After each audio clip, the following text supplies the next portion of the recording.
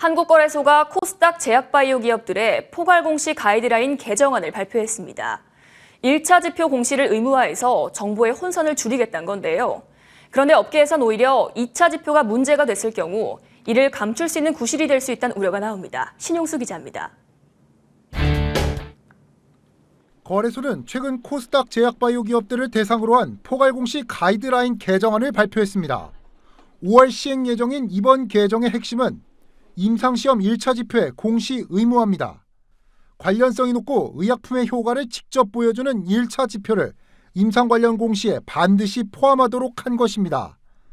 2차 지표의 경우 기업이 중요하다고 자체 판단할 경우 별도 항목으로 전부 기재하도록 했습니다. 2차 지표는 1차 지표보다는 중요성이 좀 떨어지는 지표라고 저희는 판단을 했고요. 네. 저희가 단시간 내에 투자자한테 중요 정보를 알리는 게 제일 중요하기 때문에. 그런데 업계에서는 오히려 이번 조치가 2차 지표를 공시하지 않아도 되는 면죄부로 작용할 수 있다는 우려가 나오고 있습니다. 실제 최근 2차 지표 미공개 여부가 논란이 된 사례도 있습니다. 지난 2월 비보존제약 진통제 오피란제린의 임상 3상 결과 발표입니다. 비보존제약은 발표 당시 1차 지표인 통증 강도 차이압을 비교한 결과 오피란제린 투약군이 위약 투여군 대비 우수한 효과를 나타냈다고 공시했습니다. 하지만 이후 안전성 데이터가 없다는 점과 두 투약군 모두 마약성 진통제를 함께 처방했다는 점이 알려지면서 논란이 됐습니다. 이들 모두 2차 지표로 확인할 수 있는 내용들인데 공시에서 누락된 것입니다.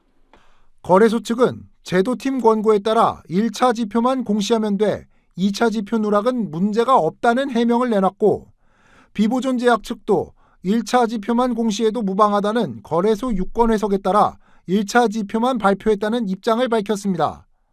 업계에서는 이번 개정으로 이 같은 혼선이 더욱 늘어날 것이라는 우려가 나왔습니다.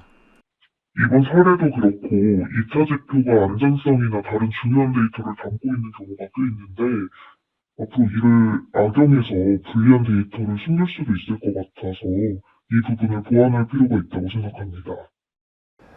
이번 임상시험 1차 지표 공시 의무화가 건전성을 강화할지 아니면 업계 우려대로 부작용을 야기할지 주시할 필요가 있을 것으로 보입니다. 머니투데이 방송 신용수입니다.